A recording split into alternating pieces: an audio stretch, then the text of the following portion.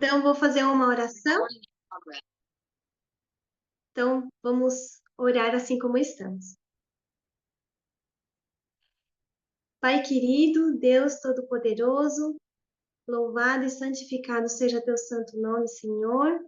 Estamos aqui reunidos, Senhor, em busca de mais conhecimento, de mais aprendizado, Senhor, para fazer o teu querer, para fazer a tua vontade e para que teu Santo Espírito nos guie, Senhor, no preparo para o céu.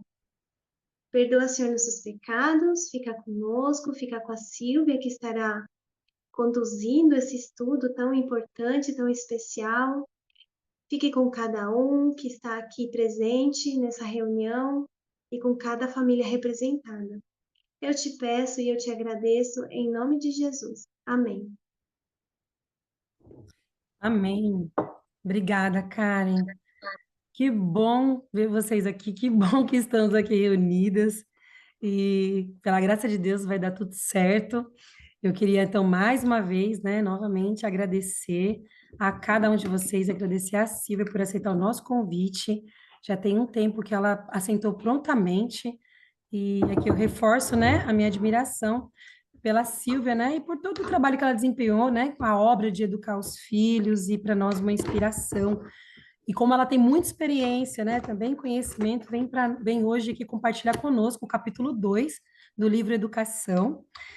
A Silvia, que é mãe da Cristine, né, que vocês viram aí no clipe inicial, e do Christopher, não é isso, Silvia? Isso. É, eu falei que são quase meus charás, eu sou Cristina, né? Porque o Aham. meu é da língua portuguesa. E estamos muito felizes de estar com você aqui. Que bom que deu certo dessa vez, né, Silvia? Nós Graças. agradecemos muito você, mais uma vez, pela disponibilidade de estar com a gente hoje, né? E eu só queria lembrar que, para mim, do capítulo 2, o texto que me acompanha é aquele que já no início diz que a educação, o método de educação que foi instituído lá no começo, né, do mundo, deveria ser o modelo para o ser humano durante todos os tempos subsequentes. Então, é por isso que nós estamos aqui, para então voltarmos, né, às origens, à educação que foi dada lá no Éden e que é o mesmo plano de Deus do início e é para nós hoje também no tempo do fim, né? Obrigada, Silvia. Eu gostaria só de lembrar também, a Silvia havia dito que quem quisesse deixar suas perguntas antes, mas quem não mandou pergunta para nós, né, nenhuma dúvida, pode colocar aqui no chat. E Silvia, você fica à vontade, tá? Se quiser interagir com o pessoal durante a sua palestra, se preferir que seja por final as perguntas ou dúvidas, é você que diz, tá bom? Obrigada. Nada. Olha, eu vou pedir um favor para você. Eu vou deixar a história das perguntas para você gerenciar, tá? Ó, Se você achar que é próprio naquela hora, porque ela tem tudo a ver com o que a gente está discutindo naquele momento, você pode introduzir. Porque eu sei que se eu ficar parando para olhar as perguntas, eu vou acabar me distraindo. Então, eu deixo para você. tá ótimo, Silvia. Ok, Fica à Cris? vontade. Tá bom. Então, aqui, muito obrigada mais uma vez pelo convite, né? E a gente teve a oportunidade de tentar fazer da última vez, acabou não dando muito certo, mas eu tenho certeza que todas as coisas contribuem juntamente para o bem daqueles que amam a Deus, né? Então, deu mais um tempinho para quem não tinha lido, deu mais um tempinho para a gente pensar a respeito do assunto, e hoje eu vim para uma outra cidade para garantir que a gente ia conseguir fazer. Eu vim para o trabalho da minha filha, na cidade vizinha. Felizmente, a nossa energia elétrica foi restaurada hoje, a gente está muito contente, estou muito agradecida ao Senhor por isso. E agora a próxima questão vai ser só a internet, né? Mas a gente hoje está resolvido, de alguma forma está resolvido. Então, o nosso tema, eu acho assim, é muito interessante, né? Porque o primeiro capítulo é aquela visão geral da educação. Aliás, a senhora White realmente é inspirada, né? A gente sabe disso, mas a maneira como ela escreve, pelo menos esses livros, né? O Desejado, a série do Grande Conflito, o livro Educação e alguns outros, ele é feito de uma maneira que a gente vê a inspiração do Espírito Santo, porque ela começa dando uma visão geral em termos da educação. O primeiro capítulo é um resumo daquilo, do todo que vem, né? O primeiro capítulo e o primeiro parágrafo também.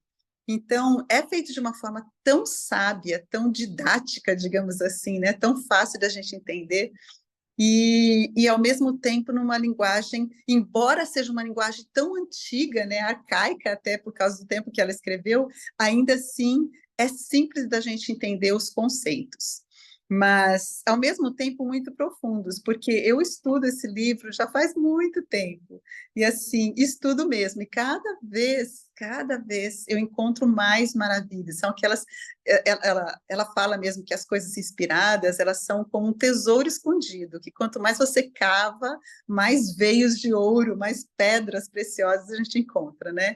E a mesma coisa com relação a isso, então a gente viu o que é educação, que realmente é o desenvolvimento, que Deus, a educação em si é o nosso desenvolvimento de uma forma total, né? Porque nós somos um, a gente faz essas divisões, mas nós somos uns com 3 aspectos, né? O aspecto físico, nosso corpo, o aspecto intelectual, que depende do corpo, porque o nosso cérebro está dentro do nosso corpo, né?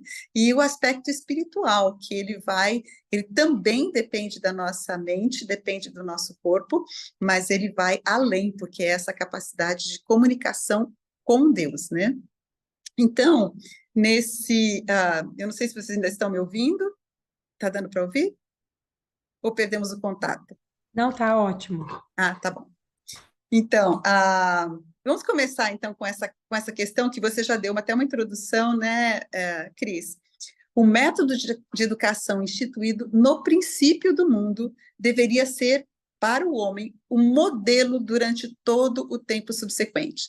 Então, ela, assim como o capítulo inicial, depois da introdução, ela coloca realmente a perfeição, o modelo, né? Aquele ideal de Deus para nós. E a gente sabe que nós perdemos, né, por causa da queda, nós perdemos esse ideal, e vai ser o próximo capítulo que vocês vão estudar, mas a gente primeiro vê o que está perfeito, e depois a gente vai vendo como é que a gente pode se aproximar o mais perfeito, o mais possível dessa perfeição.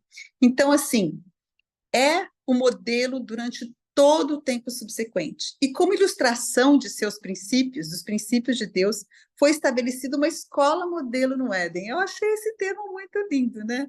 Uma escola modelo. Eu ensinei numa escola modelo lá no UNASP, a nossa faculdade de educação. O professor Orlando Ritter, ele abriu uma escola linda. Não sei quem teve a oportunidade de ir no UNASP, no Campus 1, assim, no estilo alemão, e era uma escola para ser um modelo para todos os alunos, que naquele tempo eram todos adventistas, né? E para eles terem uma ideia de como seria a educação, modelo mesmo, de acordo com o que Deus gostaria que fosse. E é claro, com as suas limitações que nós temos, né? Limitações de currículos, limitações de tantas outras coisas. Mas Deus tem a verdadeira escola modelo, embora a gente tenha tentado fazer o melhor com aquela, Deus tem a verdadeira escola modelo, que é essa do Éden. Então, ali diz o seguinte: o lar de nossos primeiros pais, né? O Éden. O jardim do Éden era o quê? A sala de aulas. Olha que sala mais linda, né? Quando a gente começa a estudar, a gente vai indo um pouquinho para baixo, mas a gente pensa assim, e eu tinha começado a falar para vocês na segunda-feira, e a gente acabou não dando para terminar, mas a questão de que quando a gente tem um bebê, quando a gente tem um filho, né, a gente começa a preparar tudo para esperar esse filho, a gente começa a fazer deixar tudo perfeito, preparar o próprio corpo, né, se desintoxicar, se possível, para que a gente tenha esse ambiente perfeito para as crianças. E muitas vezes, a minha prima, por exemplo, ela morava num apartamento e ela mudou para uma chácara, porque ela sabia que era um ambiente melhor para a criança dela. Então, ela lutou muito para conseguir fazer isso, mas é deixar naquele melhor ambiente. E Deus fez a mesma coisa com a gente. E Ele preparou a sala de aula onde a gente melhor aprende, o ambiente onde a gente melhor aprende, que era o Jardim do Éden. Esse jardim, e eu acho muito interessante, que Deus fez o mundo inteiro, e era de uma beleza que a senhora White comenta que os anjos ficaram assim encantados de ver o Jardim do Éden, né? E outra coisa interessante é que, eu não sei se vocês, acho que não está aqui nesse texto, está num outro lugar que ela escreve, que o Jardim do Éden era uma miniatura do céu. E eu achei muito interessante quando eu vi isso, porque impressionante, né? A gente pensa no céu como tantas ideias diferentes que cada um de nós fazemos, mas ela coloca como sendo um jardim, porque o mundo inteiro tem a natureza, né? Tem essas belezas, e o Jardim do Éden era uma miniatura disso. Ele só era, ele era perfeito, o mundo era perfeito, e Deus fez um lugar ainda melhor. Como é que pode ser melhor do que a perfeição, né? Mas eu acho que era, assim, design, planejado especificamente para aquele casal, Adão e Eva. E para eles para eles tornarem pessoal, né? Deixarem do jeito que eles queriam. Então, a senhora White fala que eles organizavam as parreiras, as vinhas, né? As diversas flores, as trepadeiras, para fazer a sua casa. Quer dizer, eu sempre comento isso, que eu acho muito interessante a ideia de que a casa ser de flores, né? A casa ser viva, era uma casa viva. Então, essa era a sala de aulas deles, era a natureza, era o Jardim do Éden, né? E a natureza era o livro por onde eles estudavam, quer dizer, é um livro, outro livro vivo. Então, em vez de estudar através de vídeos ou através de livros, eles estudavam através da própria natureza. E Deus era o criador, o instrutor, né? E os pais, a família humana, eram os alunos. Agora, se vocês estão com um livro aí, eu vou pedir para vocês darem um pulinho, não para o próximo capítulo, mas para o capítulo 5. Se vocês puderem ir para o capítulo 5 do livro Educação,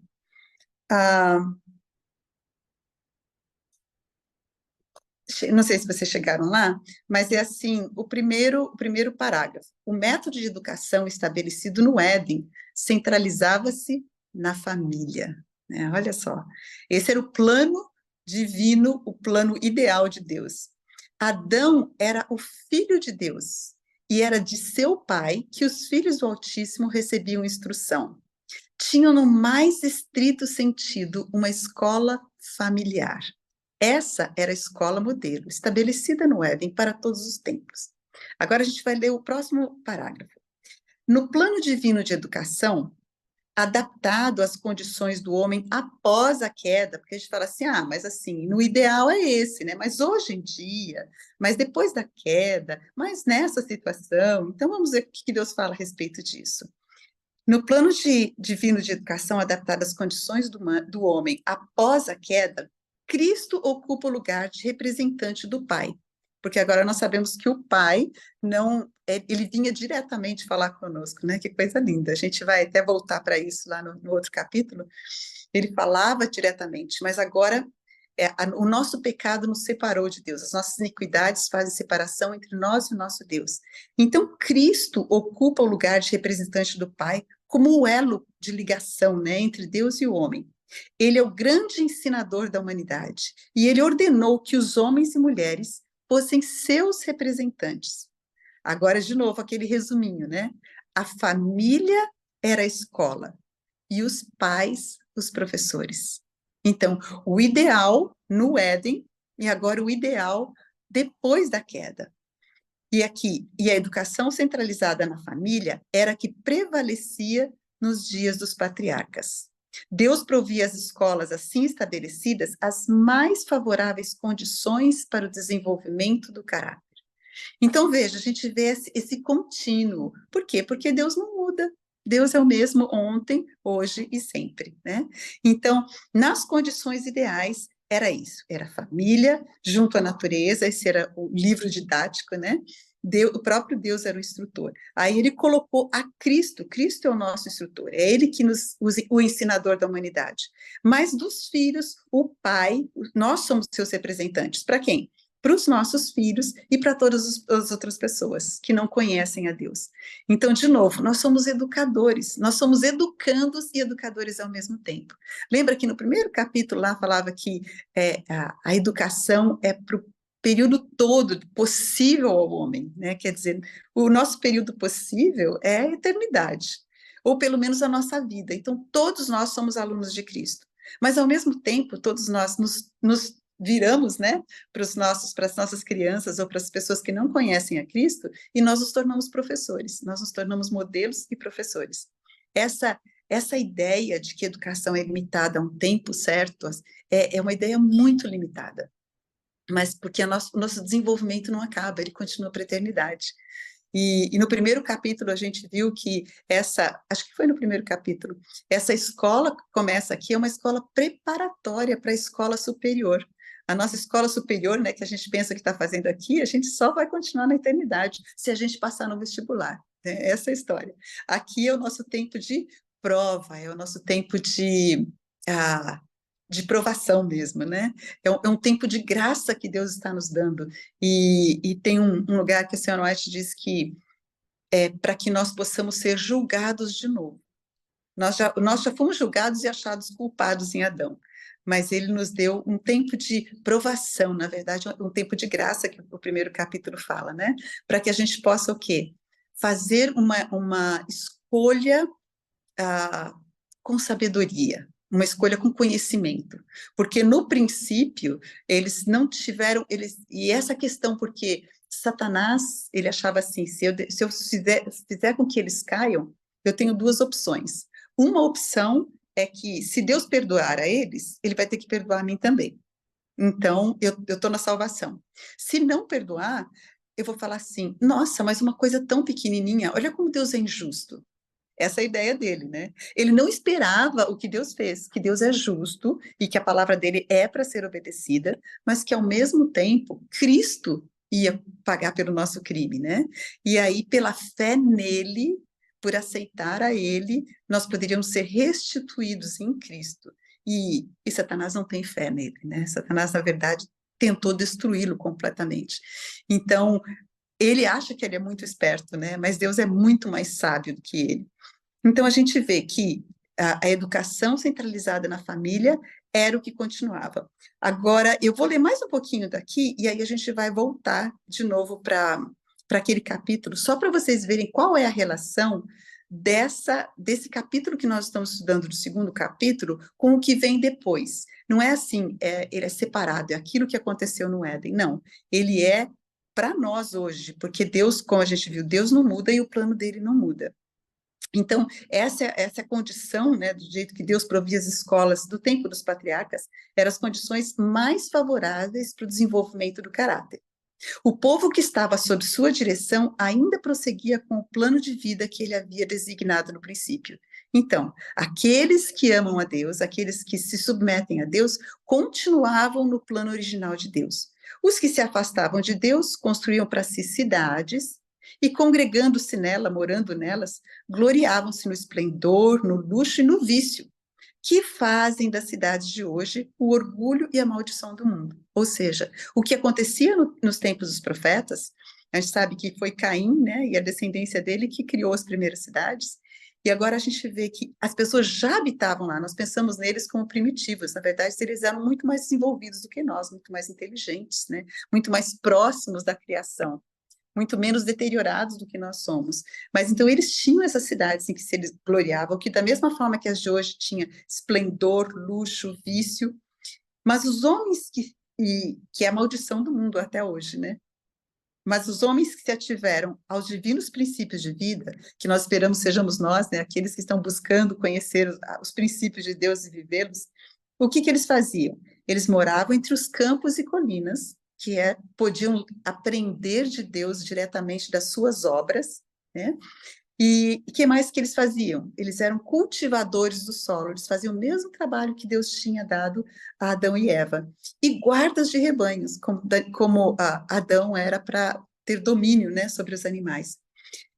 E nessa vida independente, livre, independente, com suas oportunidades para trabalho, estudo e meditação, aprendiam acerca de Deus e ensinavam os filhos a respeito de suas obras e caminhos. Tal foi o método de educação que Deus desejava estabelecer em Israel. Então, a gente viu, aqui nós já passamos quantos séculos, né? Desde a criação, aí a gente passou pelo tempo dos patriarcas, e aqui diz que em Israel era a mesma coisa que Deus queria fazer. Ele queria estabelecer. Só que, dá uma passadinha no capítulo 6, para a gente ter essa visão geral, e aí a gente volta de novo para lá, tá? Diz o seguinte, então, é o que ele fazia com os patriarcas, então a gente vê Abraão, Isaac, Jacó, o que eles faziam? Eles cuidavam de rebanhos, eles tinham rebanhos, né? Eles também plantavam, muitas vezes quando eles paravam o tempo suficiente, eles plantavam. E a gente vê a mesma coisa acontecendo depois, quando José entra no Egito e ele separa o povo de Israel do Egito, justamente para eles não serem influenciados pelas cidades, mas de um lugar separado para eles no campo, na terra de Goshen, para que eles pudessem criar os seus rebanhos, para que eles pudessem plantar. E olha só o que diz aqui. Todas as vezes que em Israel foi posto em prática o plano divino de educação, seus resultados testificaram de seu autor. Qual que é o plano divino de educação? É o que a gente já viu no começo e é o plano que a escola modelo do Éden apresentou. Mas em muitíssimos lares, o ensino designado pelo céu, bem como os caracteres por ele desenvolvidos, ou seja, tanto os pais como os filhos, eram igualmente raros. O plano de Deus não se cumpriu a não ser parcialmente e imperfeitamente. Por que isso aconteceu? Pela incredulidade. Não é bem assim, Deus, não, eu não acredito que funcione assim, isso funcionava naquele tempo. Hoje em dia é diferente. Claro que os israelitas podiam falar isso, já fazia 2000 anos, né, do tempo da escola original. Então, eles tinham incredulidade e desconsideração às orientações do Senhor. Duas coisas. Diga, você tem alguma coisa para falar? Ok, então, incredulidade, né, que a gente vê, não acredita, não acredito que isso aqui, essa mensagem é inspirada. Ou então, desconsideração. Eu sei que Deus falou, mas é tão difícil, hoje não dá mais, na situação que eu estou, nessas condições, né? Duas coisas, incredulidade ou desconsideração. Por causa disso, os israelitas cercaram-se de tentações que poucos tinham poder para resistir. O que acontece? Quando nós nos colocamos em situações tão difíceis, foi o que Eva fez, a gente vai ver depois, né? Se separou do seu esposo, ela se colocou numa situação em que ela estava mais vulnerável ao tentador. E a mesma coisa os israelitas fizeram, e nós fazemos, de nos cercar de tentações que poucos, que a gente quase não tem como resistir. E aí, eles se misturaram um pouquinho mais para frente, né? Antes se misturaram com as nações e aprenderam as suas obras e serviram os seus ídolos, que vieram a ser-lhes por laço, né? Aí vocês vão ver, tem mais uma citação muito interessante aqui, mas é só para a gente ver que o plano de Deus, esse plano original que nós estamos estudando hoje, ele deu continuidade no tempo dos patriarcas e profetas, ele deu continuidade, ele era para ter sido dado continuidade em todo o tempo de Israel, e ele continuou, porque quando Jesus veio, ele seguiu esse plano que Deus deu aqui, né, que a gente vai ler aqui. E ele foi, por causa disso, por seguir esse plano, ele não foi contaminado. A senhora White, inclusive, fala que se ele tivesse ido na escola dos rabis, né, ele não foi porque lá não era um bom lugar para o desenvolvimento, teria atrapalhado o desenvolvimento dele. Então, agora a gente volta de novo para a nossa escola do Éden, para dar uma revisada. Imagino que vocês já tenham visto, então a gente vai passar meio rapidinho para vocês também poderem falar, colocar suas perguntas, né? Então, a gente vê de novo o que tinha sido colocado no primeiro capítulo, que a gente não é para esquecer, porque eles são essenciais, essas questões, que Adão e Eva foram criados à imagem de Deus, né? Eles eram a coroa da criação de Deus. Deus criou tudo perfeito e muito bom, mas Adão e Eva, eles tinham assim como os nossos filhos, né? Você pode amar demais o seu cachorrinho, o seu gatinho, tem gente que chama até de filho, né?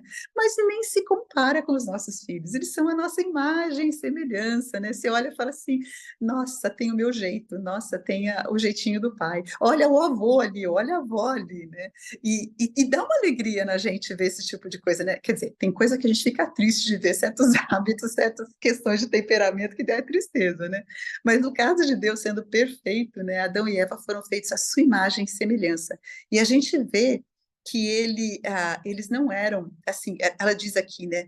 Eles eram lindos, eles eram graciosos, suas formas eram graciosas, simétricas, beleza e simetria tem tudo a ver, né? Então, se a gente fosse completamente simétrico, se a gente colocar um espelho aqui, ou se a gente fizer uma foto e simplesmente refletir um lado do nosso rosto para o outro, nós vamos ver que nós vamos ter uma aparência diferente, porque nós somos assimétricos. Um olho é mais aberto do que o outro, né? Um lado é diferente do outro. E eles tinham essa simetria completa, simetria de corpo, de rosto. Eles eram lindos demais.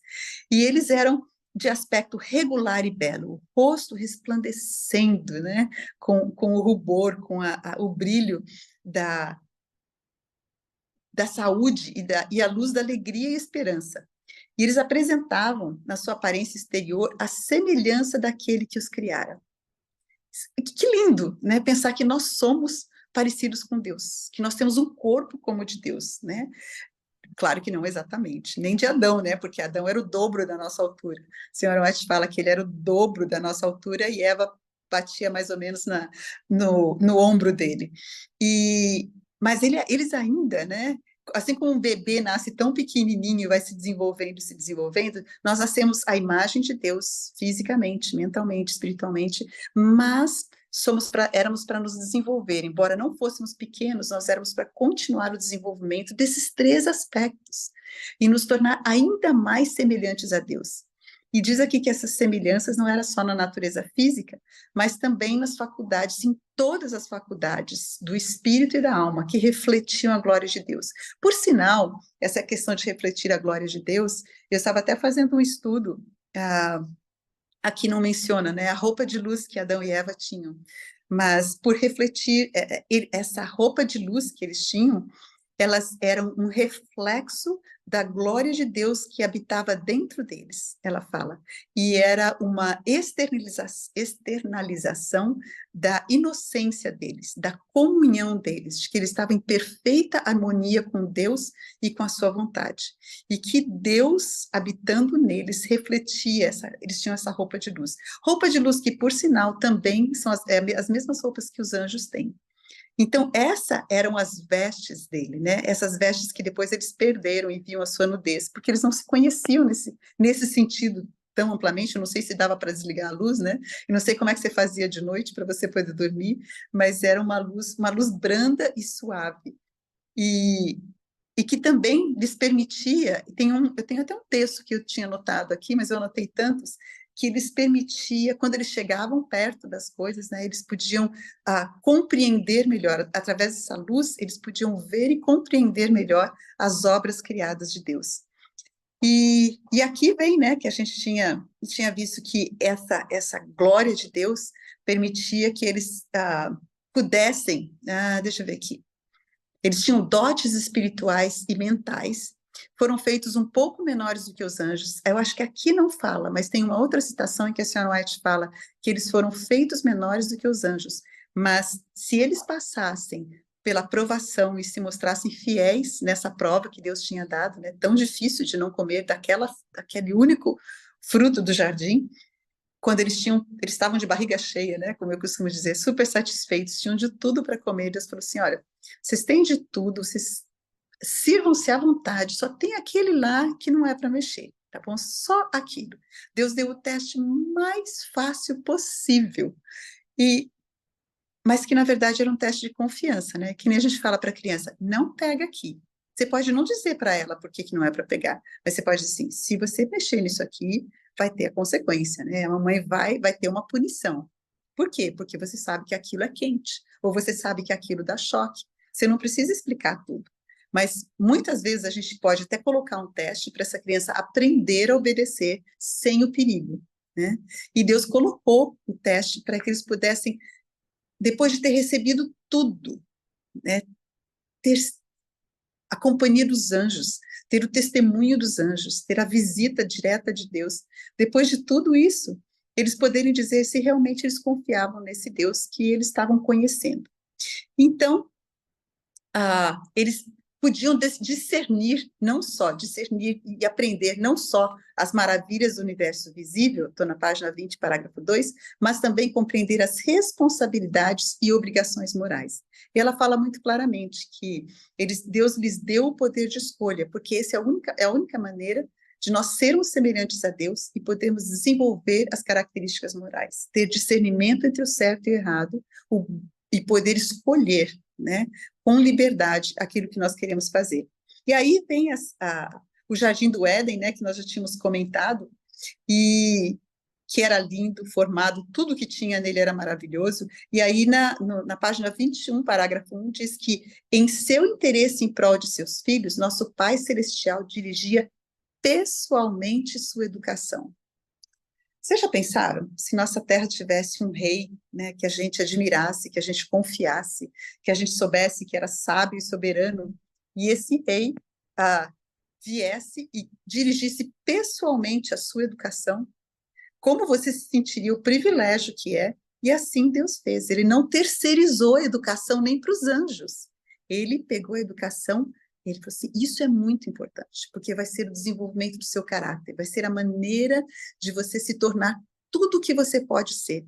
E eu não vou confiar a mais ninguém, eu vou aqui diretamente, eu vou dirigir a sua educação. E quando ele não podia mais fazer isso, né, por causa da separação do pecado, ele deu na mão de Cristo, seu filho, né, aquele que era um com ele, para que ele dirigisse a nossa educação. E eu fico pensando, ai, que difícil, né? Uma coisa que é tão importante, que Deus estava tão preocupado, muitas vezes a gente negligencia, a gente terceiriza, a gente coloca nas mãos de outros, né? E muitas vezes de outros que a gente não conhece. Deus deixou na mão de Cristo, que era o pensamento de Deus feito vivo, né? Diz que era a expressão perfeita do pensamento de Deus. E ele confiava perfeitamente. E nós, às vezes, eu ficava assim tão agoniada quando eu via alguém com um bebezinho novo, né, e voltando ao trabalho, e aí dizendo assim, ai, não, mas eu achei uma moça muito boa. Todo mundo com quem a gente conversa, eu lembro que eu era solteira, nem tinha filhos, mas todo mundo achava uma moça muito boa. Mas, de alguma forma, essa moça era muito boa até a hora que não fosse, né, e aí eles tinham que trocar, tinha que vir outra pessoa. E por quê? Porque a gente não conhece, parece bom à primeira vista, mas Deus estava ali, a educação era dirigida pessoalmente por ele. Eles muitas vezes eram, a gente viu, visitados por anjos, né? E recebiam dos anjos conselho e instrução que Deus dava para eles, para os anjos darem a eles. Por quê?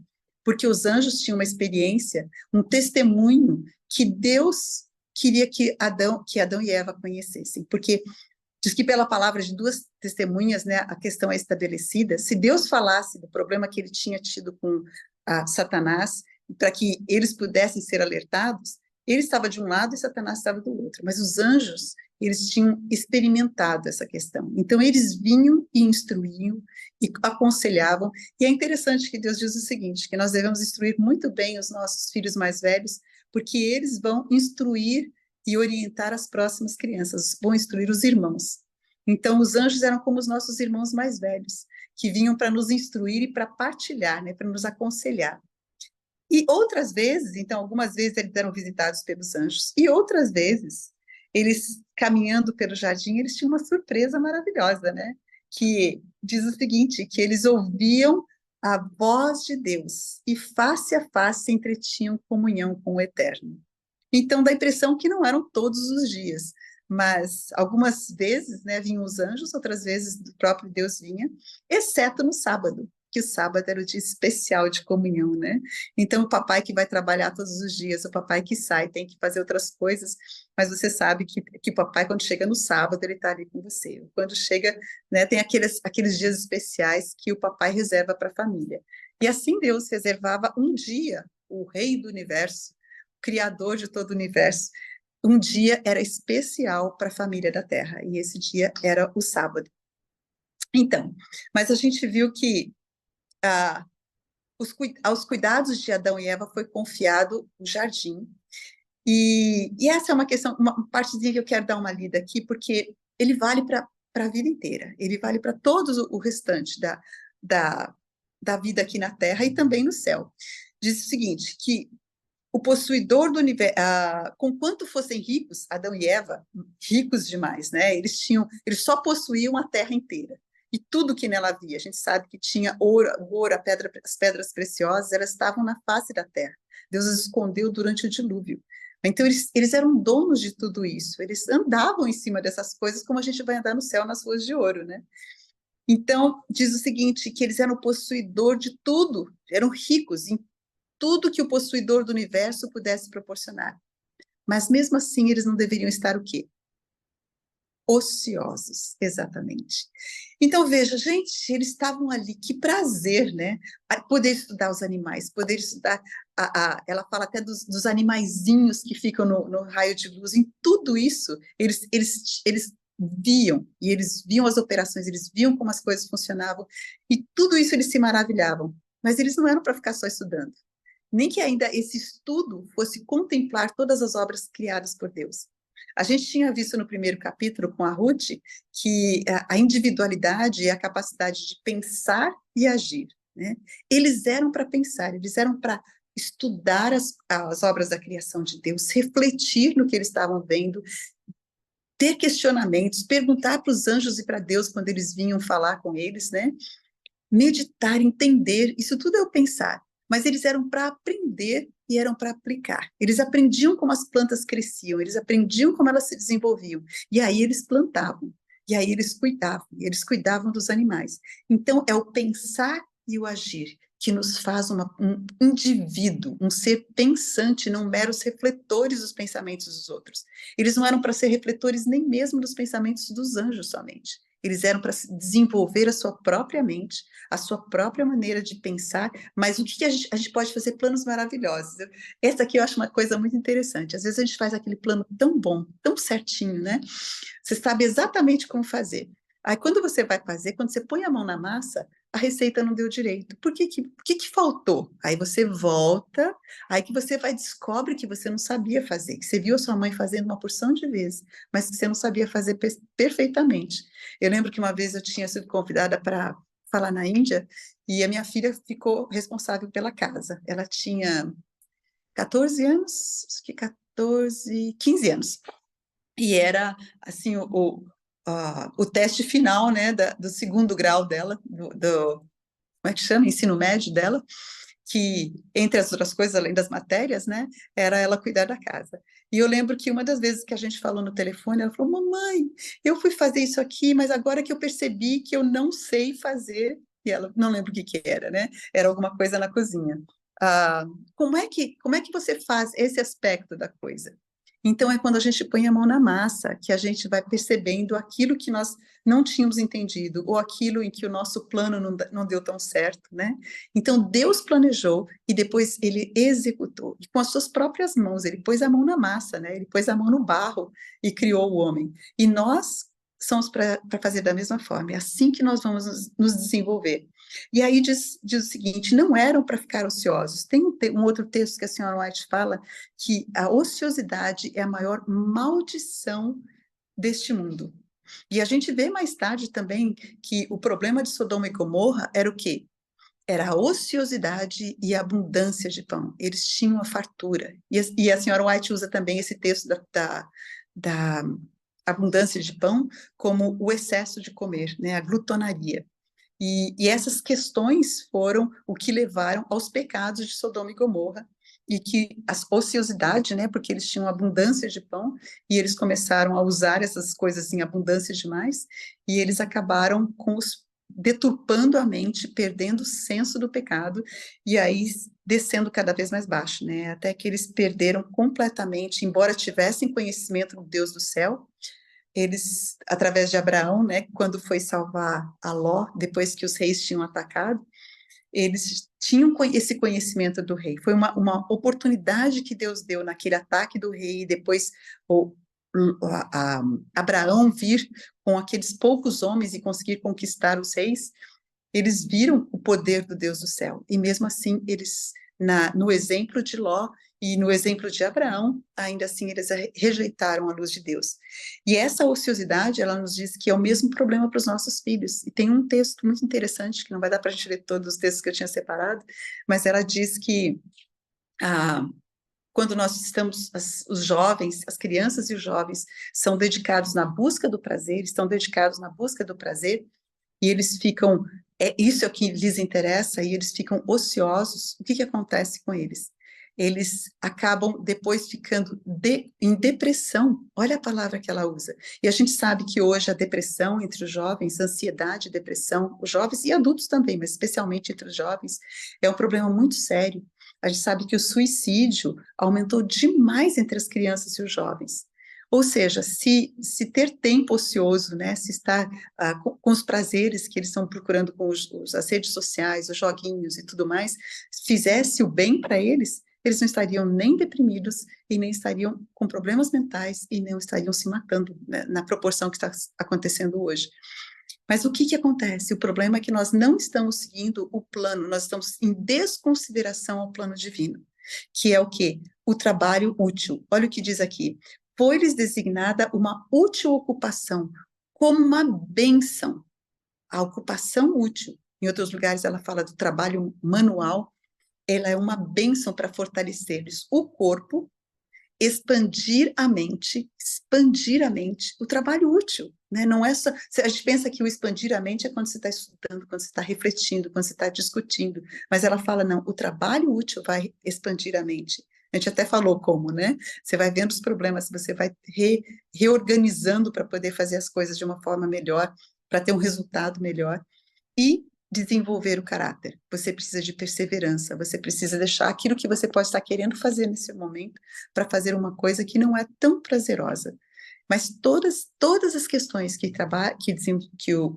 o trabalho desenvolve em todos os aspectos são benéficas. E por isso Deus deu, já desde o Éden. E aí ele vem com a próxima questão, né? Eu acho que a gente vai dar uma passadinha rapidinho aqui, porque aí deixar mais tempo para as perguntas. Da questão do livro da natureza que Deus deixou, né? E que era uma fonte inesgotável de instrução e deleite para eles. E aí ele fala tanto com a criação animada como com a inanimada, né? As flores, as árvores, as pedras, as águas, os animais. Eles entretinham conversa. Eles perguntavam intelectualmente, né? E eles buscavam as respostas para as perguntas deles. Eles entretinham conversa e coligiam, eles recolhiam de cada um deles o segredo do seu viver. Então, eu acho muito interessante, porque além dessa questão das coisas, informações específicas, né? Ela fala do equilíbrio os mundos, né, incontáveis mundos nos seus sistemas de revoluções, o equilíbrio das grossas nuvens, ou seja, o ciclo da água, o mistério da luz e do som, do dia e da noite. Tudo era objeto para o estudo deles. Então, as questões específicas que ele aprendiam dos animais e das plantas, as coisas maiores, como que era a astronomia, né? Como que eram como que as nuvens tão pesadas conseguem pairar no céu, como que essas coisas funcionam, e as leis e operações da natureza. No próximo parágrafo, né, da página 22, parágrafo 1, as leis e as operações da natureza, e os grandes e exatos princípios que governam o universo espiritual era aberto à mente deles, pelo autor infinito de todas as coisas.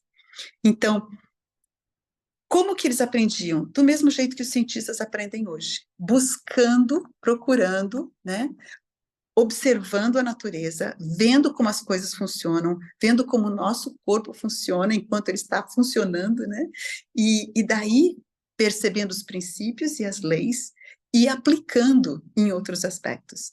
Então, os cientistas aprendem assim até hoje.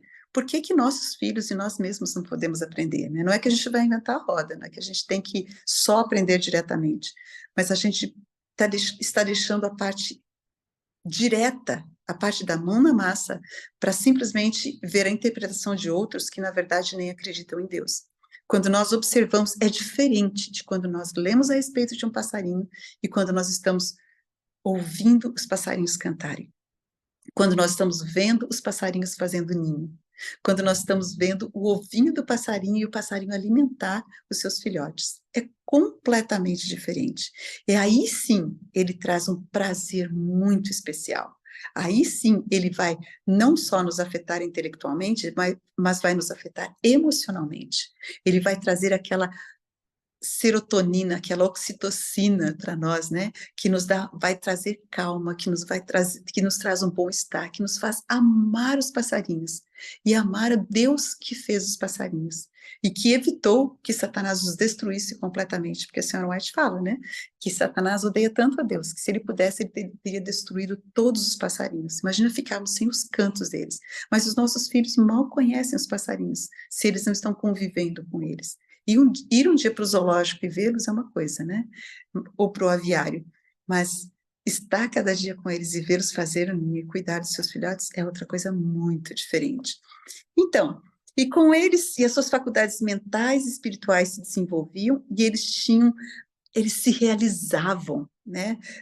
A realização dos maiores, dos mais elevados prazeres de sua santa existência. Eles não precisavam de nada artificial, porque a natureza dava para eles tanto o trabalho, era o estudo e era a recreação e o prazer. Tudo estavam ali. E Deus quer que essa seja a nossa experiência também. Então aqui a gente vai ver só no finalzinho, né? O Jardim do Éden era uma representação do que Deus desejava se tornasse a terra toda.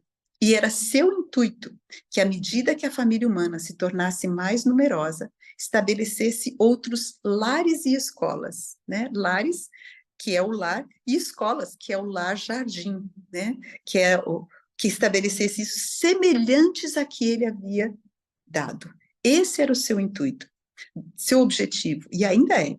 Desta maneira, com o correr do tempo, a terra toda seria ocupada com lares e escolas, em que as palavras e obras de Deus seriam estudadas, e onde os estudantes mais e mais ficariam em condições de refletir pelos séculos sem fim a luz do conhecimento de sua glória. E Deus não perdeu esse objetivo, e Deus tentou estabelecer a cada fase, e Ele continua tentando. E Ele traz essa mensagem para você e para mim, hoje, porque esse é o objetivo dele para nós hoje ainda, né?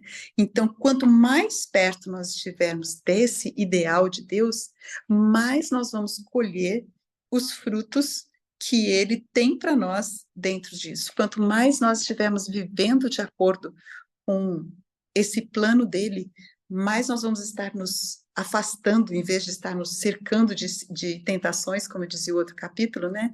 Que eles mal podiam suportar, como diz o capítulo 5, nós vamos estar nos cercando da proteção divina, nos cercando desse muro dele. E aí vai ser, como diz na página 100.1, vamos ver se a gente chega lá, só para mostrar para vocês que é muito...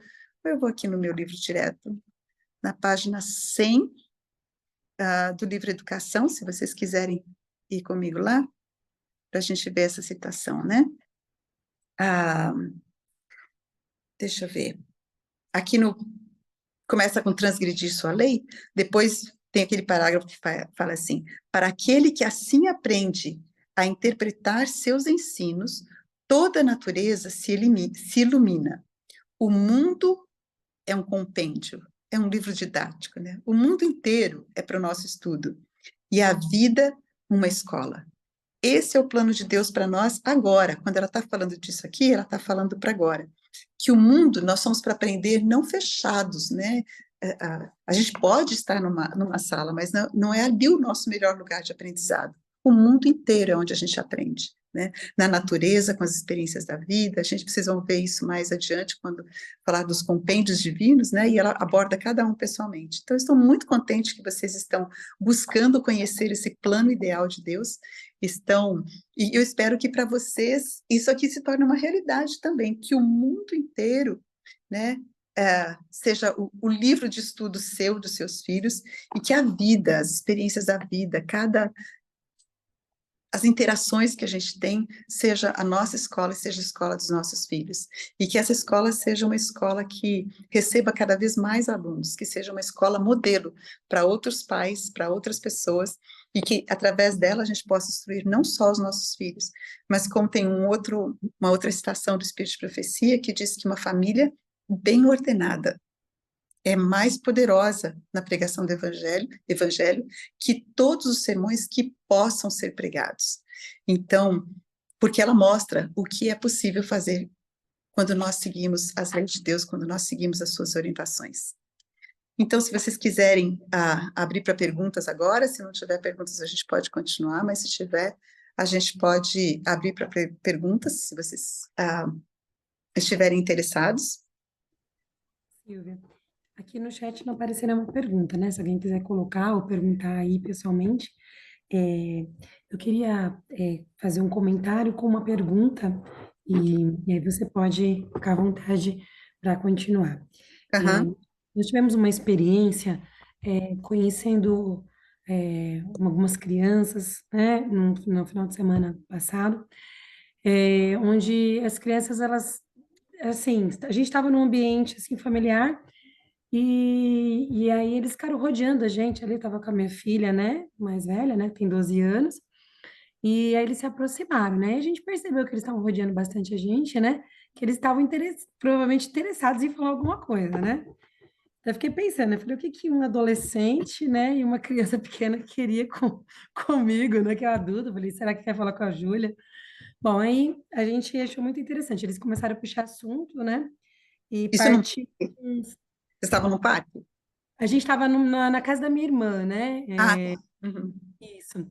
E assim, a gente conhecia as crianças ali, mas são pessoas que a gente conhece, mas assim, né? Não convive. Então a pergunta foi assim: ah, então eles não usam celular, né? Não usam muito celular. Eu falei, não, os meus. Mas eles fizeram essa pergunta, observar que eles não usavam, para contar uma situação. Você mencionou aqui sobre a questão que nós temos aqui no texto, que embora o casal, Adão e Eva, fosse rico, e eles não tivessem falta de nada, não deveriam ficar ociosos. Por que estou comentando isso? Porque você tocou num ponto muito delicado que eu gostaria de você poder, por gentileza, comentar sobre a questão da ansiedade na infância, tá? Tem pegado muito a adolescência, mas eu me surpreendi que um adolescente de 14 anos, o outro menino de 5 anos, ambos com ansiedade. Ah, por quê? Muito por conta da questão das telas, né? Uhum. Jogos e tudo mais, eles mesmos abriram isso para nós. Eles falaram, a gente não perguntou nada. Eles Eles falaram. abriram, eles falaram. Então, assim, foi assim, interessante. Um adolescente, principalmente, né, que não tem, assim, tanto hábito de... Não, às vezes não tem tanto desejo, mas a gente se engana. Acho que o adolescente, ele quer falar, mas ele procura ele procura, assim, oportunidade para ser ouvido, né? E a gente, muitas vezes, como pais, não os ouvem, né? Verdade. E foi uma reflexão para mim, que a minha está com 12, e aí eles começaram a contar que passavam 13 horas ali com o celular, madrugada, e a criança de 5 anos, ambos com ansiedade, mas especialmente o de 5 anos, estava passando uma terapia por causa da ansiedade excessiva, que levou ele a comer as unhas da mão, dos pés, a ponto de dar pus. Então, isso me chamou muito a atenção, como uma criança de Das, 5 das anos mãos e dos pés? das mãos e dos pés, devido à ansiedade excessiva. E aí a mãe depois me perguntou, eles estavam falando o quê? Aí eu comentei, né? E ela falou, é verdade, eles estão passando, ele está passando em terapia. O mais velho diminuiu o uso do celular e tudo.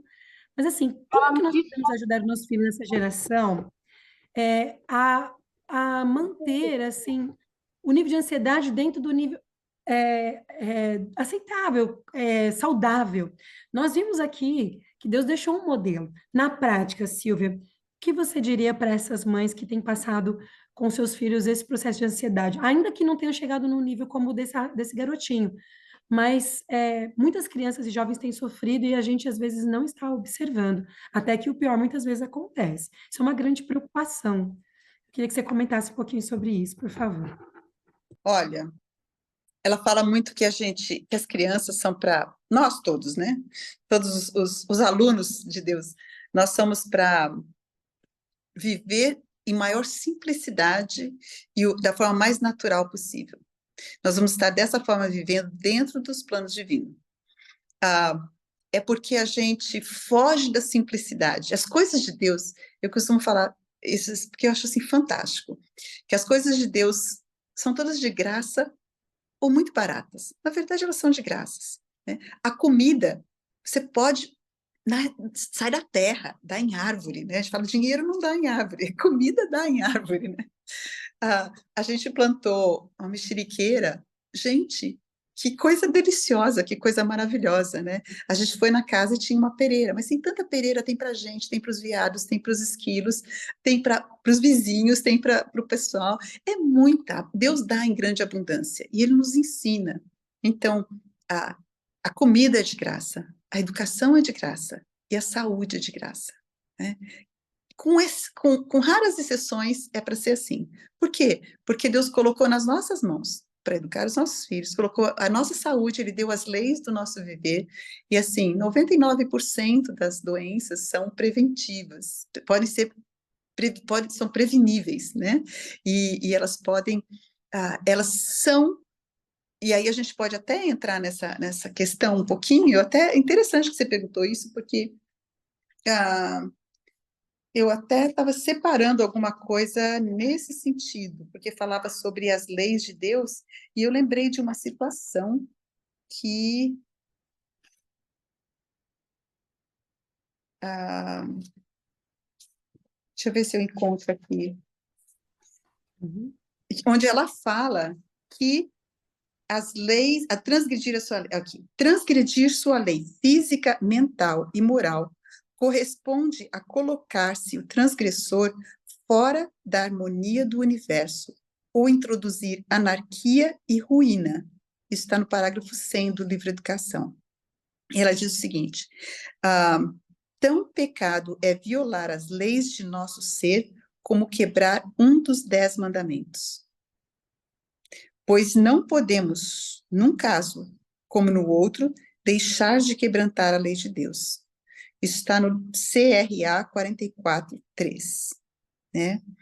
Então, e ele diz aqui, Deus permitiu que a luz da reforma da saúde brilhe sobre nós para que possamos compreender a pecaminosidade e a transgressão das leis que ele estabeleceu em nosso corpo. Por que eu estou falando isso? Porque nós tínhamos visto, opa, tá escorregando aqui. Nós vimos ali que a ociosidade é uma das maiores maldições, tem até esse texto aqui. E ali, quando nós deixamos os nossos filhos ociosos, ou quando nós ficamos ociosos, nós estamos amaldiçoando os nossos filhos. E se nós pensarmos que o melhor trabalho é o trabalho manual, e olha só que interessante, você estava falando de ansiedade e depressão, o aumento das doenças mentais é, assim, absurdo hoje, especialmente entre as crianças. Mas existem estudos muito bem feitos, que mostram a relação, que eles descobriram a relação direta entre as mãos, né, o uso das mãos e a depressão. Então, quando você faz trabalhos com as mãos, que você lava a louça, que você pega a enxada, que você mexe na terra, a inervação das mãos, ela tem relação direta com a parte do nosso cérebro que ativa a sensação de bem-estar e saúde. E quando nós não usamos isso, a tendência é a depressão. E eles falaram, é muito interessante, digitar não faz isso daí. A digitalização não é o uso das mãos nesse sentido. Então, você não está, quando você está fazendo isso, você não está desenvolvendo esse aspecto. Mas o que a gente faz? Tenta usar o telefone e não ficar em pé. Você não fica, você já vai procurar uma cadeira. Eu fiz esse propósito comigo mesma, que eu só ia usar o telefone em pé, que era para garantir que eu não ia usar muito tempo o telefone.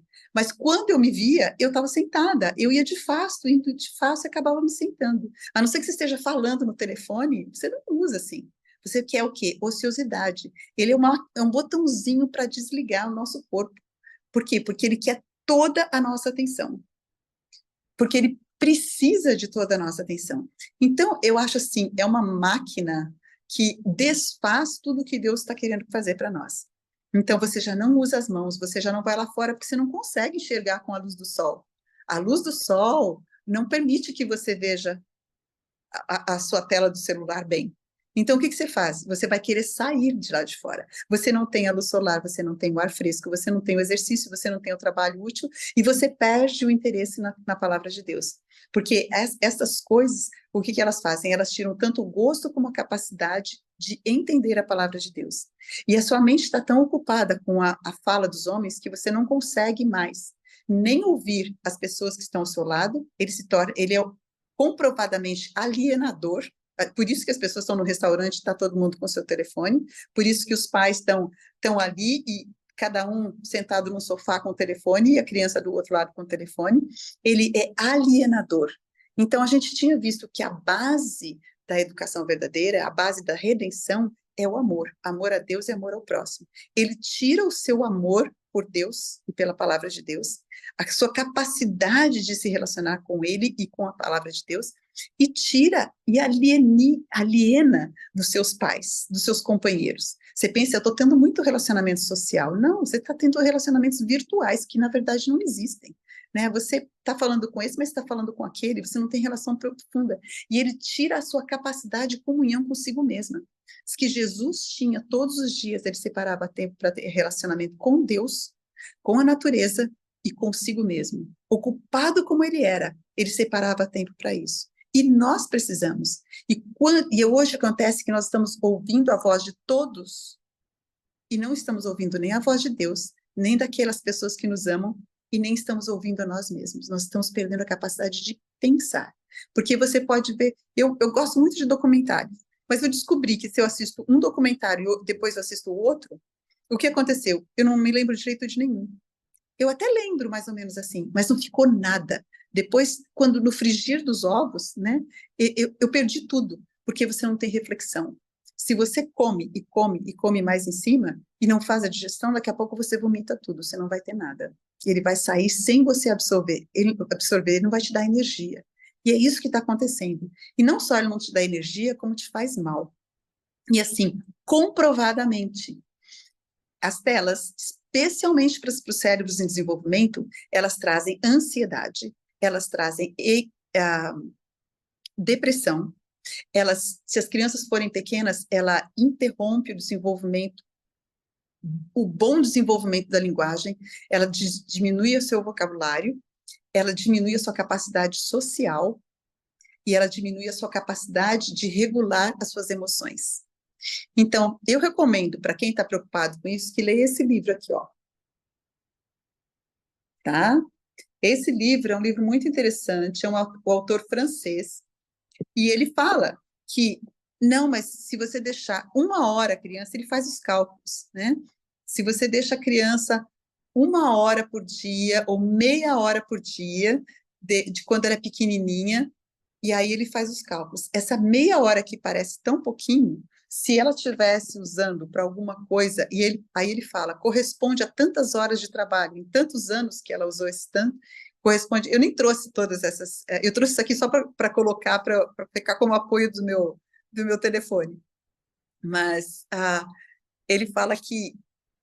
ele mostra para a gente que essas horas correspondem como você ter tantos anos, você podia completar uma escola, né?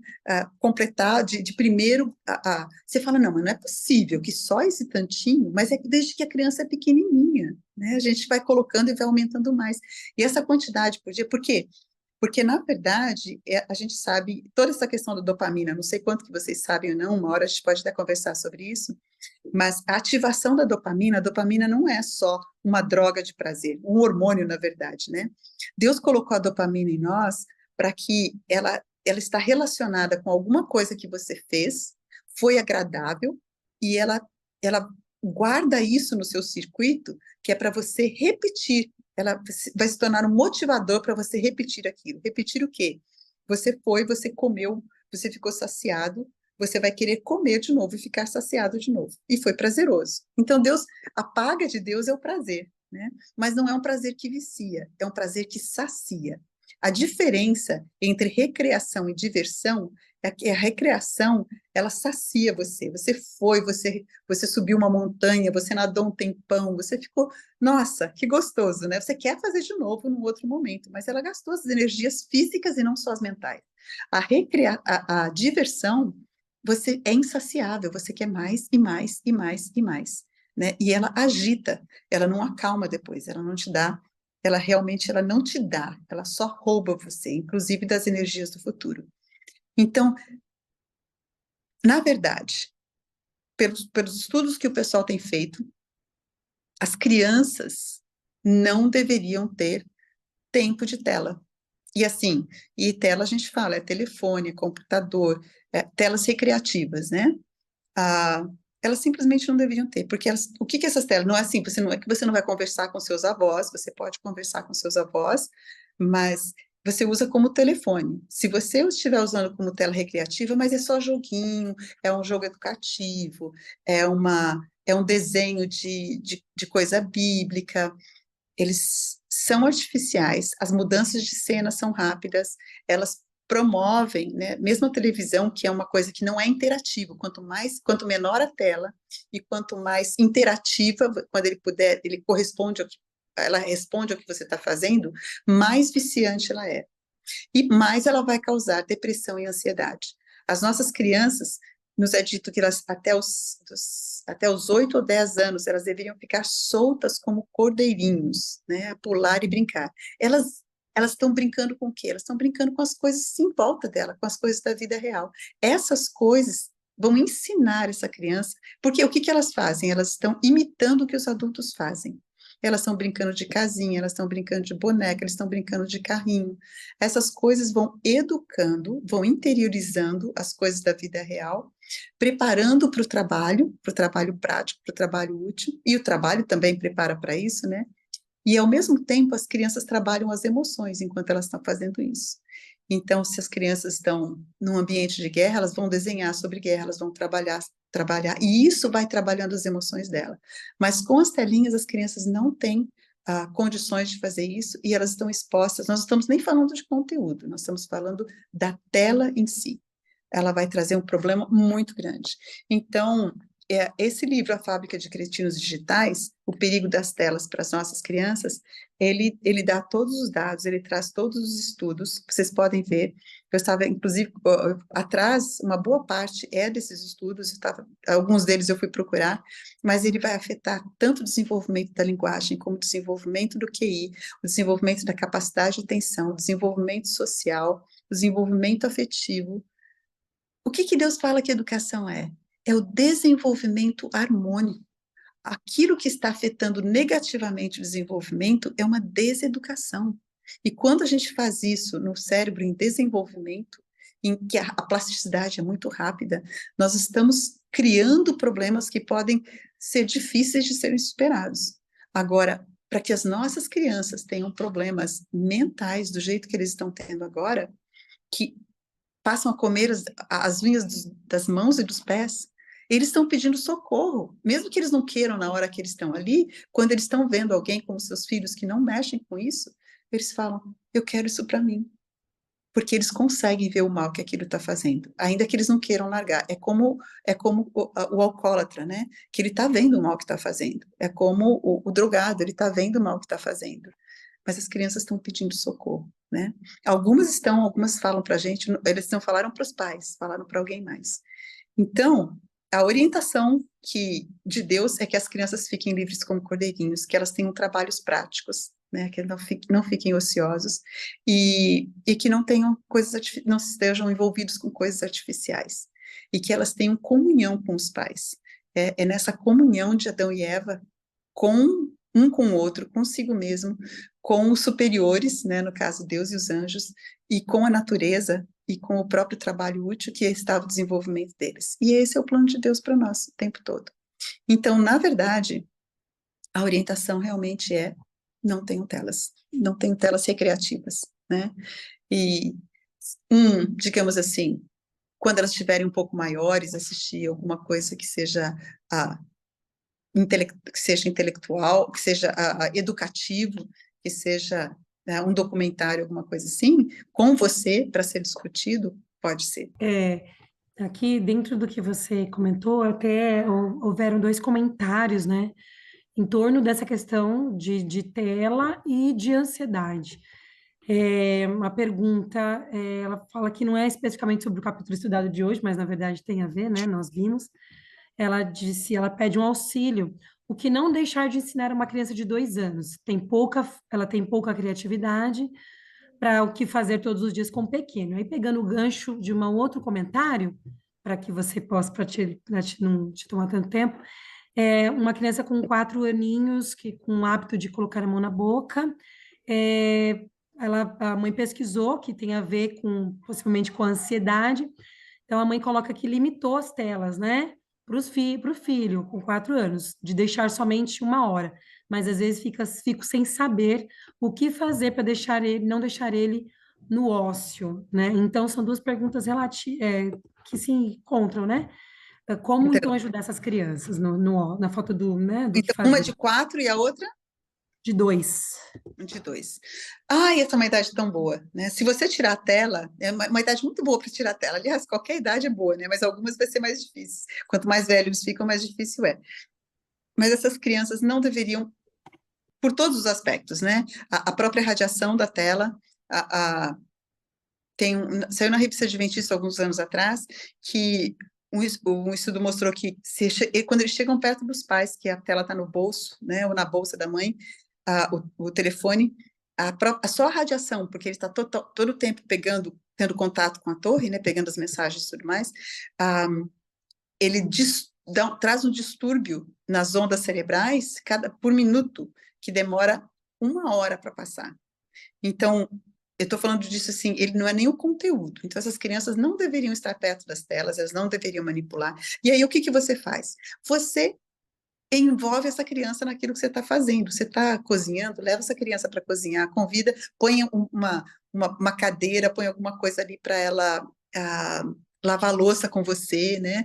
Você está colocando... Meu esposo me mostrou, foi meu esposo que me mostrou esses dias, um videozinho da mãe que faz tudo com a criança é pequenininha ainda, eu acho que deve ter um aninho e meio, talvez, e ela está ali, ela está fazendo os negócios, cortando, ela vai colocando na pia, deixa a criança sentada em cima do balcão ali do armário, né?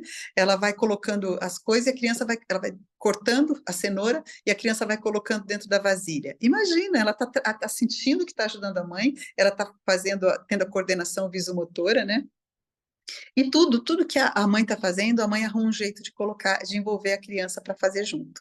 Então, as crianças são assim os nossos companheirinhos e eles aprendem vendo e fazendo com a gente. Então, faz isso quando você está cozinhando, ajuda, põe essa criança para te ajudar a cozinhar, mesmo que ela seja pequenininha, né? Dá um pedacinho da massa para ela amassar o pão, para ela fazer uma bolinha, para eles mexerem na água ali com você. Compra uma vassourinha, né? Para ele se sentir muito participante e dá a vassourinha, dá a pá, pega um pano para ir tirando o pó, quando você vai dobrar as roupas, dá as meias para ele separar as meias, tudo isso é tão educativo, gente.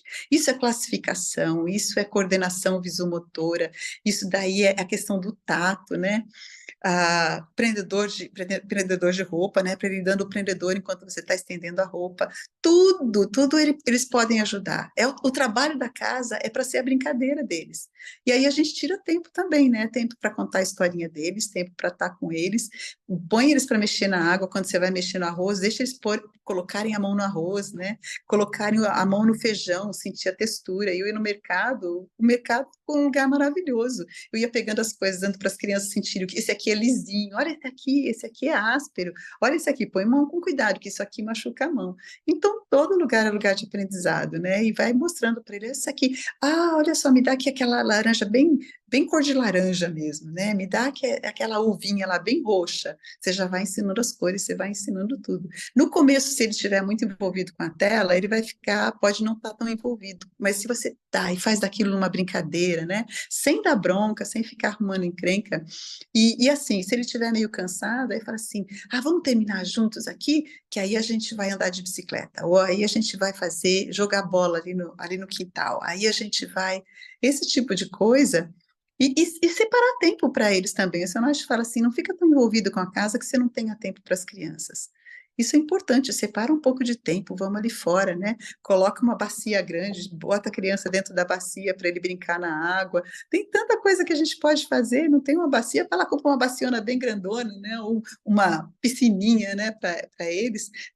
Compra uma areia, investe um pouquinho na areia, se não der, cava ali mesmo, tira com pá ali, tira a terra e vamos brincar de terra, põe a água, vamos fazer lama, deixa sujar. Deu chuva, corre lá fora, põe ele, tira a roupinha dele, deixa brincar lá fora. A gente fazia tudo isso. É tudo parte do processo, né? É tudo a questão tátil. As crianças aprendem muito pelos sensos. Não é, a gente está super usando a visão e a audição e a gente não está usando o restante. E é só a visão nessa parte curtinha, que infelizmente vai trazer miopia para essa criança. Ele tem que olhar longe, ele tem que ver coisas diferentes, né? Acompanhar a borboleta que está correndo, isso faz todo um movimento de olho. Vamos sentar na grama e olhar para o céu e ver as nuvens, né? Vamos ver olha lá, tem aquela, vamos ver se ela está passando rapidinho. Tem tanta coisa que a gente pode fazer uns cookies com as crianças, né? Depois cortar com elas também colocar na forminha, assar. Nossa, 1000 coisas que a gente pode fazer. E a internet está cheia de ideias, mas você não precisa nem para a internet. Você pede, Deus vai te dando as ideias. Excelente.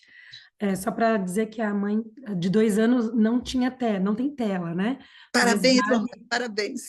mas acho que todas as ideias que você deixou aí para ajudá-los, para nos ajudar, com certeza serve, independente de telas ou não, né? São dicas Uhum. de coisas que se fazia antigamente, né? Minha mãe É, fazia isso com a gente, botava na banheira do lado de fora, enfim. Silvia, exatamente, no tanque, pega a criança, põe no tanque, ele vai tanque, adorar. E aí já dá lindo dentro do verdade. tanque, já dá uma roupinha para ele lavar, esfregar ali, ele vai amar. É, tem que aproveitar essa idade, para que depois, quando está na idade dos adolescentes, eles possam ter essa memória, né, e não ficar tão difícil, né, porque muitos adolescentes não gostam do trabalho útil, talvez porque faltou, né, esse hábito. É isso, mas é também, a gente está rodeado nessa cultura, né? Agora a Uhum. gente precisa, e essa é uma coisa importante, desenvolver amor pelo trabalho. Esse daí é mais complicado. E aí, se eles não tiveram oportunidade, não fizeram isso, tudo que a gente não fez quando era pequeno fica mais difícil. E 10 fica vezes mais mais. difícil significa que a gente é para se esforçar mais, não para a gente correr do problema. Diga. Exato. Silvia, não sei quanto tempo você tem, senão a gente só tem mais uma pergunta aqui. Uhum, Vou colocar aqui para você dentro do seu tempo, tá? tá. É, aqui tem uma amiga que pergunta o seguinte: ela agradece pelo compartilhar seu conhecimento. Então, ela coloca a situação que ela está morando em um apartamento limitado, isso é uma realidade de muitos, né? Uhum, Então, uma realidade de pessoas que não estão no campo, não tem assim um quintal, vamos colocar assim, um quintal aí com terra, com areia, um pouco de espaço mais limitado, sem natureza no dia a dia, ali dentro da sua casa, no caso. Como ajustar a rotina neste ambiente? Então, ela está repensando sobre manter ou não os filhos na educação do lar, né? uhum. Com 12 e 5 anos. Quais as dicas que você poderia dar? Tá, peraí, ela tá repensando se mantém a criança, ela está fazendo a criança, ela quer saber se mantém na educação do lar ou se manda para a escola. É isso? Só confirma aí, Daniela, mas é isso mesmo. Estou repensando sobre manter ou não os meus filhos no HS, crianças com 12 e 5 anos. Tá. Ah, a de 5 anos não tem muito o que pensar, não. A orientação é muito clara, né? Até 8 ou 10 anos, a mãe é para ser a única professora. Então, não é nem minha sugestão, né? A orientação divina é que não se faça isso. Eu entendo que existem circunstâncias diferentes e tudo mais, mas, assim, o plano de Deus não é para isso. E 12 anos é uma idade, eu costumo dizer que essa idade é a idade limite, em que a gente consegue ainda captar as crianças, né? Porque a partir daí os pares vão ficando cada vez mais importantes para eles, os amigos vão ficando mais importantes e eles são mais influenciáveis. Então, é uma idade crítica. Eu não sei se você se encontrou alguma escola que segue os princípios da verdadeira educação. Talvez, se você tiver uma escola adventista que segue essas questões, né, que tem também a parte de mexer com a terra, que não tenha competição, que tenha essa questão mais prática, aí talvez possa ser uma opção. Não sei como é que ficaria. Mas se você estiver pensando em colocar, olhe bastante, estude bastante, e procure, quer dizer, fora da educação adventista, eu acho que não dá nem para considerar, né? Ainda mais hoje em dia, com ideologia de gênero e com tudo mais que a gente tem, entregar as crianças para colocar na cova dos leões, né? E aí fica difícil pedir a proteção, porque é a gente que está pondo, né? Mas, em termos da criança estar em apartamento, aí é complicado. Não sei como é que é o apartamento embaixo, se o apartamento tiver uma área verde, aí talvez pudesse usar mais essa área verde, né? Usar. Eu tenho uma amiga, esposa de pastor, que estava nessas circunstâncias, morando em apartamento. O que ela fez foi comprar canos e cortar os canos pelo meio, encher de terra e começaram a plantar. E ela colheu, ela comia salada, tomate, alface, uma porção de coisas disso daí. Plantar morangos, as crianças muitas vezes gostam, a gente pode fazer em vaso. Tem um negócio que chama minhocário, que também dá para a gente fazer dentro de casa e não fica cheirando, né? Que é uma composteira com minhocas. Então, são coisas que a gente pode envolver as crianças. Buscar tanto quanto possível, se tiver algum parque, alguma coisa por perto, né, que possa, e começar a orar, pedir a Deus que abra as portas para pelo menos morar numa casa, né, não num apartamento, se tiver essas condições.